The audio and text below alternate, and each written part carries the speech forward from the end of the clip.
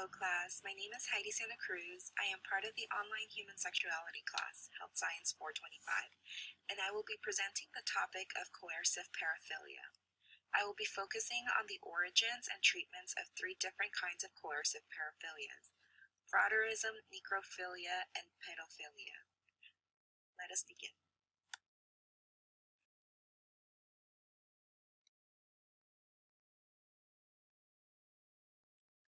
Coercive paraphilia is a term used to define sexual deviation. It comes from the Greek word para, which means beside, and philia, which means love.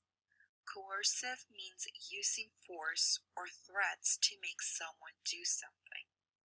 It violates an individual's rights because the victim is normally unwilling. The victim, almost always, suffers from trauma after this mortifying experience. Frotteurism.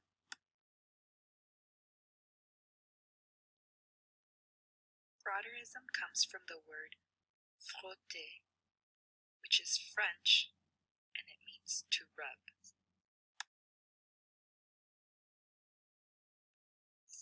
It's a common coercive paraphilia. The fully clothed person obtains sexual pleasure from rubbing against another fully clothed person. The frotteur pretends to accidentally have let their hands brush upon or against another person's body part, who is fully clothed as well, but the person is unaware. The frequent frotteur is a male, and then the victim is usually a female. It most commonly happens in crowded areas such as trains, buses, and elevators in public places. When and how it came about is unknown, but it is known that it usually starts in the teenage years and it dies down as the person ages. Some treatments are behavior therapy or medications such as female hormones, and this will make the urge and the drive for sexual arousal decrease. Necrophilia. The word is derived from the Greek necros, which means dead, and philia, love. Dead love. The definition of necrophilia is someone who is sexually aroused by corpses. Studies have shown that this dates back to ancient Egypt. The person desires to possess non-resisting and non-rejecting partners, a reunion with a loved and dead partner, comfort and overcoming feelings of isolation, seeking self-esteem by expressing power over a dead body, or the person is simply sexually attracted to dead bodies. Many serial killers suffer from this condition.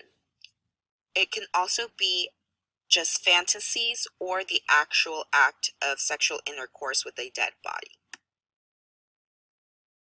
Some treatments are cognitive therapy, sex drive reducing medications, or assistance with improving social and sexual relations.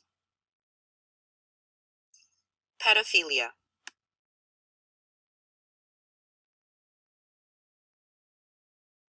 The word derives from the Greek pedo meaning child and philia meaning friendly love and friendship.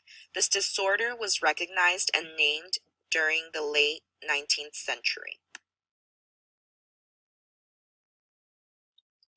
A biological cause can be cerebral dysfunction, which is a dominant factor. There's problems with self-control, extreme urges, and cognitive distortions. All this is ingrained in the nervous system. Environmentally, childhood experiences during critical periods in human development will be a major factor. The abuser most likely suffered from a traumatic experience such as molestation during childhood, and they believe that by assaulting another child, they get to relive their trauma, but this time they have control as opposed to when they were a child, they had no control. This role reverse gives them the idea that they quote-unquote are helping themselves by feeling less victimized. Just like the other two paraphilias, the best way to treat this is through psychotherapy, where they will be discussing the traumatic events that happened in their childhood.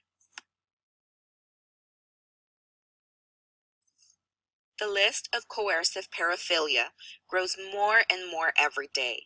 They can all be reported as crimes in different countries. It is up to each individual to be well aware of these diagnosed mental disorders to help those who suffer from it, but also to protect those who could be victims. Thanks for tuning in.